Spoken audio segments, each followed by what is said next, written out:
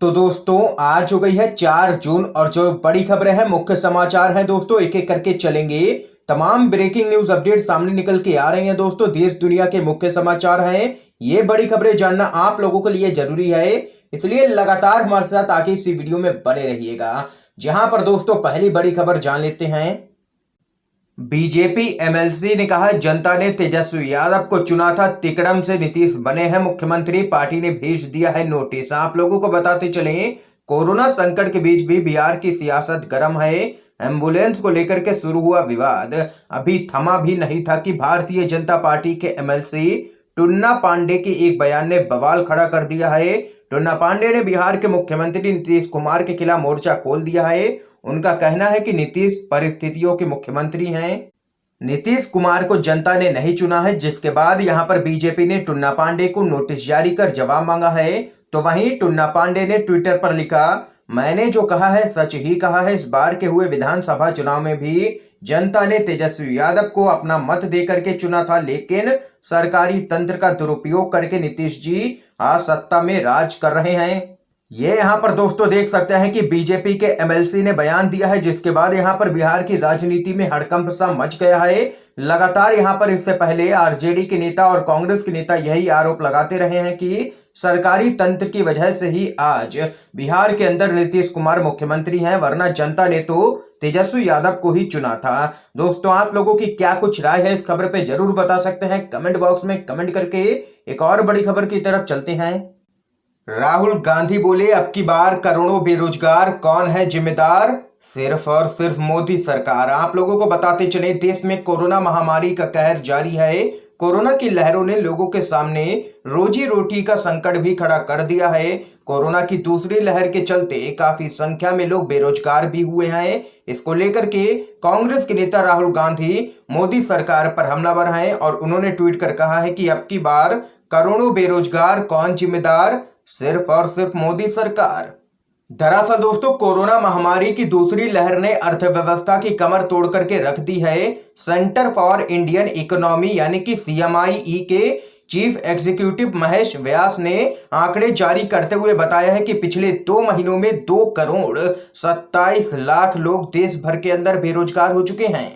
और यहां पर देख सकते हैं कि 2 करोड़ रोजगार देने का वादा करने वाली मोदी के राज में 2 महीने के अंदर ही यहां पर 2 करोड़ से भी ज्यादा लोग बेरोजगार हो चुके हैं। तो ये तो है मोदी सरकार के राज में बेरोजगारी का आलम। एक और बड़ी खबर आप लोगों को बताते चलें, कांग्रेस ने शायर इमरान प्रतापगढ़ी को बनाया है अल्पसंख्यक विभाग का अध्यक्ष। कई राज्यों में नए सचिव भी किए हैं नियुक्त। आप लोगों को बताते चले, कांग्रेस की अंतरिम अध्यक्ष सोनिया गांधी ने पार्टी संगठन में बड़ा बदलाव करते हुए उत्तर प्रदेश के उर्दू शायर इमरान प्रतापगढ़ी को कांग्रेस अल्पसंख्यक विभाग का अध्यक्ष नियुक्त किया है। शायर इमरान प्रतापगढ़ी कांग्रेस के स्टार प्रचारक रहे हैं और मुरादाबाद से लोकसभा चुनाव भी लड़ चुके हैं। कांग्रेस में बड़े पैमाने पर नए पदाधिकारियों की नियुक्ति के लिए नामों का चयन जारी है। संगठन में और भी बड़े परिवर्तन देखने को मिल सकते हैं, क्योंकि अगले साल की शुरुआत में उत्तर प्रदेश, पंजाब जैसे राज्यों के चुनाव के लिए कांग्रेस अभी से अपने संगठन को मजबूत कर लेना चाहती है। एक और बड़ी खबर जान लेते हैं। पंजाब विधानसभा चुनाव से पहले केजरीवाल को लगा है बड़ा झटका, 3 विधायक कांग्रेस में हुए हैं शामिल। कैप्टन के खेल में फंस गई है आम आदमी पार्टी। पिछले कई दिनों से चल रही अटकलों को विराम देते हुए आम आदमी पार्टी के पंजाब से बाकी विधायक यहां पर कांग्रेस में शामिल हो चुके हैं और इन विधायकों की संख्या यहां पर 3 है। ये यहां पर आम आदमी पार्टी को बड़ा झटका दे दिया है पंजाब के अंदर कांग्रेस पार्टी ने। एक और बड़ी खबर आप लोगों को बताते चले दोस्तों, या साइक्लोन गया पर बंगाल की खाड़ी में मंडरा रहा है अहंकार का तूफान, शिवसेना का केंद्र की मोदी सरकार पर हमला। जी हां दोस्तों, पश्चिम बंगाल के पूर्व मुख्य सचिव अल्पन बंदोपाध्याय को लेकर के केंद्र सरकार और राज्य सरकार के बीच में चल रही खींचतान के बीच शिवसेना ने कहा है कि अहंकार का तूफान अब भी बंगाल की खाड़ी में मंडरा रहा है और केंद्र की ओर से राज्यों पर दबाव डालना पूरी तरीके से गलत है। शिवसेना के मुखपत्र सामना में एक संपादकीय में कहा गया है कि केंद्र को राजनीतिक जीत और हार को लेकर के बड़ा नजरिया अपनाना चाहिए, क्योंकि इसके अभाव में देश की एकता को नुकसान पहुंच सकता है। पार्टी ने यह भी कहा है कि पूर्व प्रधानमंत्रियों मनमोहन सिंह, राजीव गांधी, अटल बिहारी वाजपेयी के कार्यकाल में केंद्र और राज्यों के बीच संघर्ष की चिंगारी नहीं भड़कती थी, लेकिन मोदी सरकार में ऐसा देखने को मिल रहा है। अहंकार में पूरी तरीके से डूबी हुई है केंद्र में बैठी मोदी सरकार। ये यहाँ पर जोरदार हमला शिवसेना ने बोला है। एक और बड़ी अपडेट सामने निकल के आ रही है दोस्तों। दिल्ली हाई कोर्ट ने रामदेव को भेजा है समन। कोरोनिल पर बयान को लेकर के आईएमए ने दी थी याचिका। आप लोगों को बताते चले क्या कुछ है पूरा मामला। दिल्ली हाई कोर्ट ने रामदेव को पतंजलि की कोरोनिल किट के कोविड-19 के उपचार के लिए कारगर होने की झूठी जानकारी देने से रोकने के लिए दिल्ली मेडिकल एसोसिएशन की ओर से दायर वाद पर योग गुरु को यहां पर एक समन जारी किया है। हाई कोर्ट ने मौखिक रूप से रामदेव के वकील से कहा है कि सुनवाई की अगली तारीख 13 जुलाई तक उन्हें कोई भी भड़काऊ बयान नहीं देने और मामले पर अपना रुख स्पष्ट करने के लिए कहें। आप लोगों को बताते चलें, चिकित्सकों की ओर से डीएमए ने कहा है कि रामदेव का बयान प्रभावित करता है क्योंकि उनकी दवा कोरोना वायरस का इलाज नहीं करती है और यह भ्रामक करने वाला बयान है। ये यहाँ पर दोस्तों देख सकते हैं दिल्ली हाई कोर्ट में सुनवाई हुई है। एक और बड़ी अपडेट जान लेते हैं।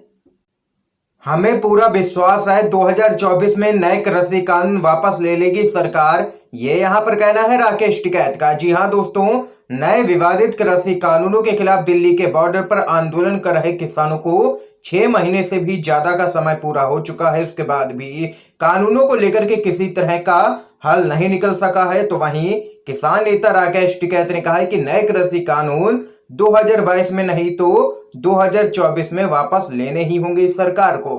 राकेश टिकैत ने 2024 का जिक्र काफी सोच समझ करके किया है। उसी साल लोकसभा के चुनाव भी होने वाले हैं। किसान आंदोलन का असर 2024 में साफ देखने को मिल सकता है। तो वहीं अगले साल 2022 में यूपी विधानसभा चुनाव होगा, जिसे लोकसभा चुनाव के बाद देश का सबसे बड़ा और महत्वपूर्ण चुनाव माना जाता है। और ऐसा कहा जाता है कि जो भी राज्य में सत्ता पर काबिज होगा उसका यहाँ पर लोकसभा में भी बोलबाला होता है।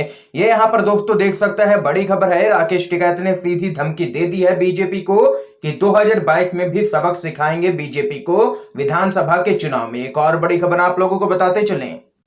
बीजेपी के सांसद की बढ़ी हैं मुश्किलें। क्या कुछ है पूरा मामला बताते चले। गौतम गंभीर फाउंडेशन को दवा की जमाखोरी और वितरण में पाया गया है दोषी, कार्रवाई के दिए निर्देश। जी हां दोस्तों, आप लोगों को बताते चले दिल्ली हाई कोर्ट ने नामी हस्तियों और नेताओं के द्वारा कोरोना की दवाओं की जमाखोरी को लेकर के डाली गई याचिका पर सुनवाई करते हुए गौतम गंभीर फाउंडेशन को फेविफ्लू की जमाखोरी का दोषी पाया है।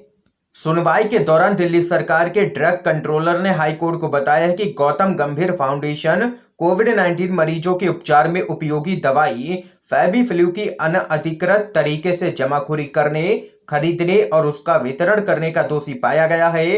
ड्रग कंट्रोलर ने अदालत में कहा है कि फाउंडेशन और दवा डीलरों के खिलाफ बिना किसी देरी के तुरंत यहां पर कार्रवाई की जानी चाहिए। ये यहाँ पर बीजेपी के सांसद गौतम गंभीर की मुश्किलें बढ़ती हुई नजर आ रही हैं। एक और बड़ी खबर जान लेते हैं। यूपी विधानसभा चुनाव से ठीक पहले मायावती का बड़ा कदम। पार्टी के 2 बड़े नेताओं को कर दिया है बर्खास्त। बुआ को है भतीजे से डर। आप लोगों को बताते चले उत्तर प्रदेश विधानसभा चुनाव 2022 से पहले अब राजनीतिक फेरबदल का दौर शुरू हो गया है। राज्य की पूर्व मुख्यमंत्री और बीएसपी की सुप्रीमो मायावती ने पार्टी के पूर्व प्रदेश अध्यक्ष राम अचल राजभर और बसपा विधानमंडल दल के नेता लालजी वर्मा को पार्टी से बर्खास्त कर दिया है। अब यहां पर राजनीतिक गलियारों में ये चर्चाएं तेज हो गई हैं कि पार्टी से निकाले गए नेता पूर्व मुख्यमंत्री अखिलेश यादव की समाजवादी पार्टी में शामिल हो सकते हैं। एक और बड़ी खबर आप लोगों को बताते चलें। पत्रकारों पर दर्ज होने वाले राजद्रोह के मुकदमों पर सुप्रीम कोर्ट ने जताई है चिंता। पत्रकार विनोद दुआ के खिलाफ दर्ज केस किया गया है रद्द। जी हां दोस्तों, बड़ी खबर है। सुप्रीम कोर्ट ने देश भर में दर्ज होने वाले राजद्रोह के मुकदमों पर पुलिस को आगाह किया है। कोर्ट ने कहा है कि इस तरह का मुकदमा दर्ज करते समय पुलिस को आईपीसी की धारा 124A में दिए गए दायरे और 60 साल पहले केदारनाथ सिंह मामले में आए फैसले को ध्यान में रखना चाहिए। कोर्ट ने यह टिप्पणी वरिष्ठ पत्रकार विनोद दुआ के ऊपर शिमला में दर्ज राजद्रोह की एफआईआर रद्द करते हुए की है। तो वहीं दोस्तों एक और बड़ी अपडेट की तरफ चलते हैं।